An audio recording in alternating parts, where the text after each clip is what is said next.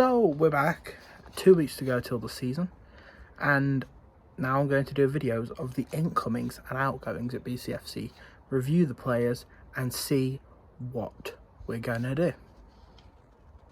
The first player we're going to look at is Jordan Graham. Now Jordan Graham is a talented winger who's come in from Gillingham. He has a bit of pace about him. He scored and assisted in double figures last season for Gillingham. A lot of Gillingham fans were very raving about him when he joined Blues, and he looks like a talented star, really. He looks like he can do things. He can cut in, he can do the crosses, and Juki will be glad to see someone who can put the ball on his head.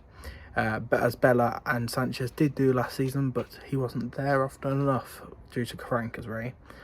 But yeah, so Jordan Graham is a talented player, and hopefully this season he'll be able to come on from the leagues below and play for Blues and show his talent to the league. The second player we're looking at is Ryan Woods.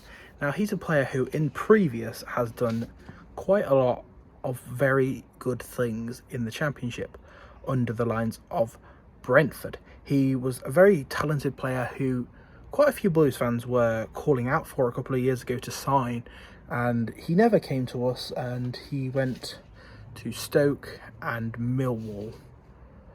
So those times at Stoke he never really kicked on, and at Millwall he did kick on, but they didn't want to sign him at the end of the season. A lot of their fans were very disappointed that they didn't sign him, and he's a player that could really secure our midfield and bring it together to solidify that midfield, play the ball through, potentially get a couple of assists, maybe even a goal here and there. So Ryan Woods is definitely a player to look out for this season. The third player we're going to look at is Chuks Aneke. Now Chuks Aneke is a player who played for Charlton last season in League One, getting 15 goals and 2 assists in over 40 appearances. He's a player that Lee Bowyer previously managed at Charlton, and Bowyer quite highly rated. He's brought him along to the club, and he has looked quite talented in the showings that he's had in friendlies. A couple of clips from training showing him working very well with another player who we've signed on loan in Chong. He looks like quite a talented player with a lot of upper body strength. He looks like someone that could do some damage in this league. I'm predicting big things from him. I'm predicting at least 15 goals this season. The fourth player that we've signed on my list is Dion Sanderson. Now we've got him on loan from Wolverhampton Wanderers. He's one of 2 players we've got on loan from Wolverhampton Wanderers, and the next other player will be coming up. Dion Sanderson is a defensive player. He's played a couple of games here and there. He's been out on loan at other clubs and hasn't hit it off as much, but he's a highly rated centre half. Now he's somebody who I would compare to the hype around Clark Salter last season before he played for us. So I hope he can kick on more than Clark Salter, get some game time, possibly playing that 5 at the back that we might be playing this season, and help us kick on and concede a few less goals and be more consistent at the back.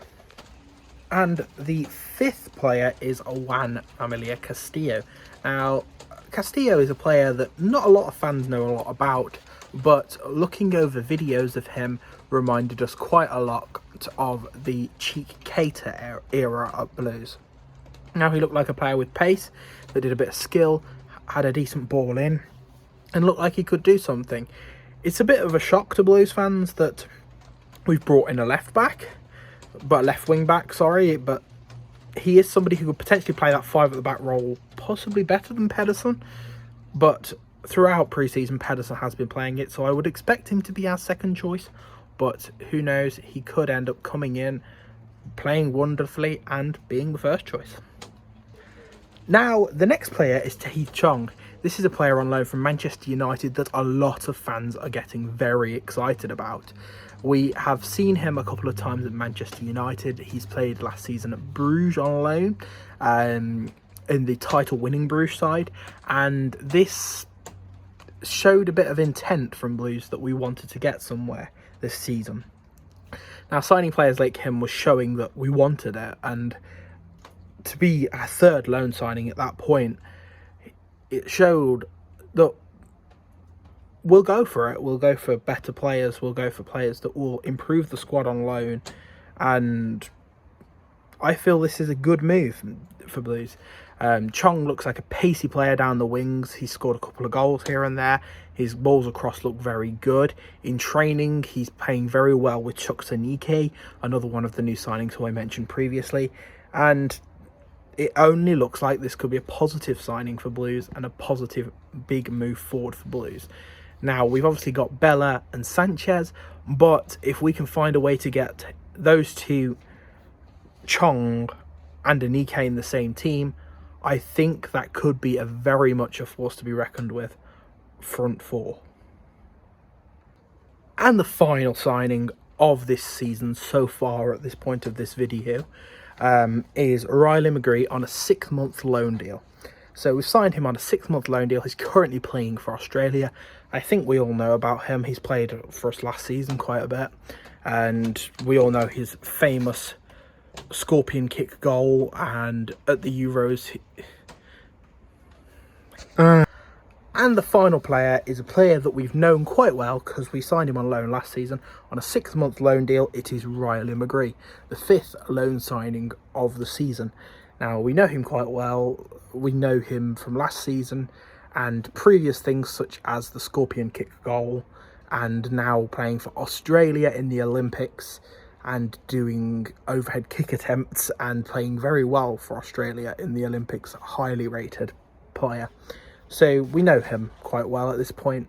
Not much to say about him. On to the outgoings. Now, the first of the outgoings is Halilovic. Halilovic is a player that obviously we've offered a contract to. He hasn't accepted it. He could still accept a contract, and obviously the contract will still be on the table from Blues, but there's not much to show there. And yeah, he clearly doesn't want the club or wants more money and is trying to force more out of the club. And I don't think the right deal for Blues is there to do that. I personally think bringing in Chong instead of having him would be a better deal, a much better deal for us.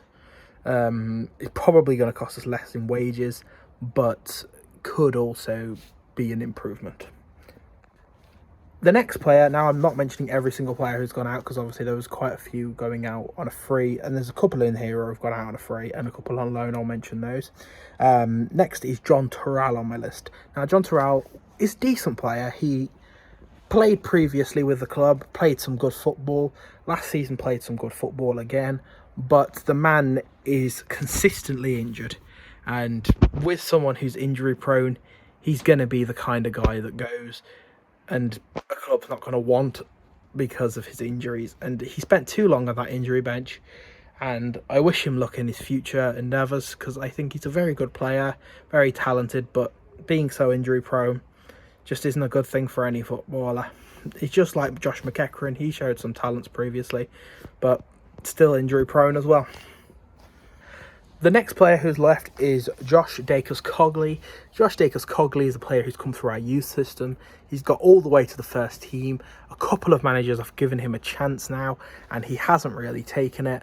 A lot of fans were saying that he should have stayed instead of other players, but I don't think he was ever going to get to that top level where he was going to be a number one choice right back. So the best choice for both the club and for him again was for him to go either out on loan or out permanently, and he chose out permanently. So good luck to him in his future endeavours as well. The next player I'm mentioning is Mikel San Jose.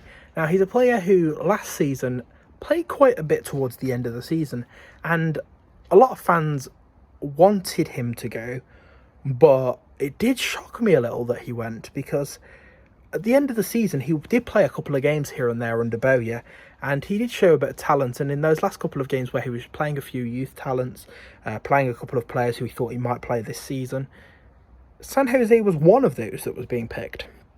Now, it shocks me in that terms, but at the same time it does free up a massive portion of wages.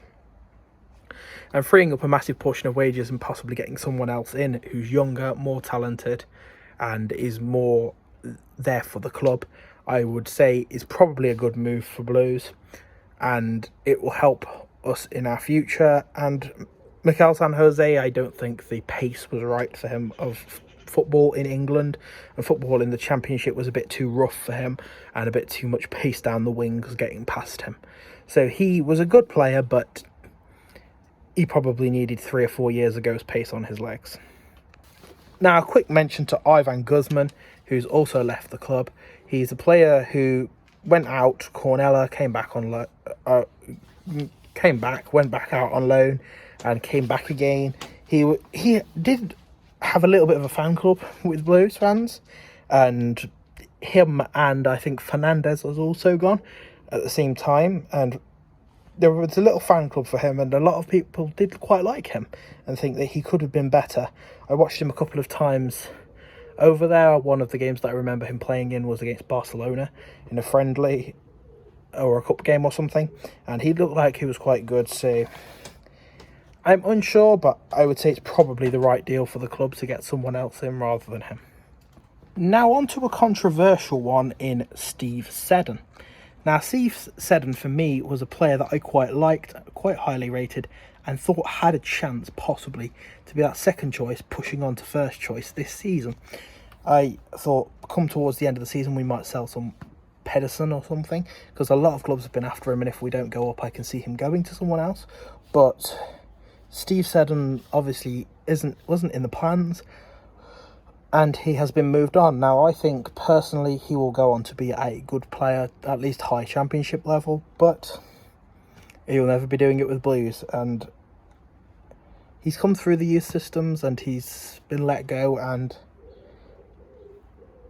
hopefully it's a good move for him and the club. Now on to Dan Crowley. Dan Crowley is another one who was out on loan last season, has had opportunities at the club, and he went out on loan to Hull last season. Didn't really show anything big talent-wise, and that was in the league below. So definitely the right move for the club to not renew there and send him on his way. He has recently been with Cheltenham Town on trial, so that might be somewhere he ends up going. On to the final two that I'm going to speak about. First is a mention for Andres Prieto, the second choice goalkeeper from the last season. He didn't show much for us last season.